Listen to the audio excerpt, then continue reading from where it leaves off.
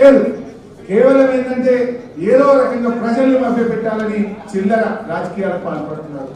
ఎంత దుర్మార్గంగా తయారైపోయిందంటే తుమ్మితే కేసే, దగ్గితే కేసే, పిండితే కూడా కేసే పెట్టాలి. ఇంత చిల్లర రాజకీయం చేస్తుంది.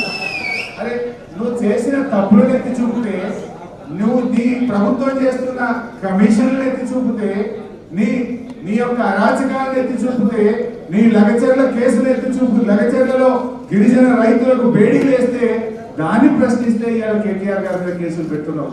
బిడ్డ నువ్వు ఎన్ని కేసులు పెట్టినా కేటీఆర్ గారు ఒక వ్యక్తి కాదు, ఆయన ఒక శక్తి అని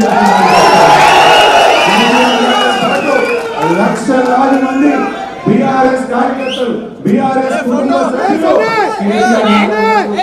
కేటీఆర్ ముట్టుకుంటే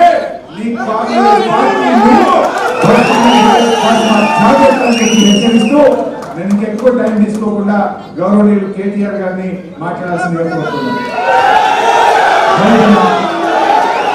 జై తెలంగాణ. గౌరవనీయులు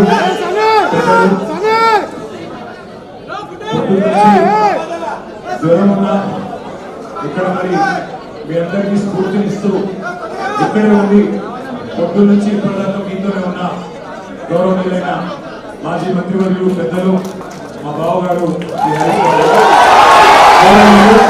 శాసన మండలిలో ప్రతిపక్ష నాయకులు పెద్దలు మాన్యులు నరసింహాచారి గారు, గౌరవనీయులైన ఎమ్మెల్యేలు, గౌరవనీయులైన ఎమ్మెల్సీలు, గౌరవ ఎంపీలు, అదేవిధంగా గౌరవనీయులైన వివిధ నియోజకవర్గాల ఇన్ఛార్జీలు, అదేవిధంగా ఈరోజు మరి చాలా ప్రాంతాల నుంచి తరలి వచ్చిన మా అన్నదమ్ములకు, మా ఆడపిల్లలకు, అందరికీ సిరిసిల్ల నుంచి కూడా వచ్చిన మా అందరికీ కూడా హృదయపూర్వకంగా నమస్కారం. మా మీడియా మిత్రులకు కూడా కొంత అసౌకర్యం కలుగుతున్నా అప్పటి నుంచి పొద్దు నుంచి చాలా ఓపికగా ఉన్నందుకు మీడియా మిత్రులకు కూడా నమస్కారం, ధన్యవాదాలు.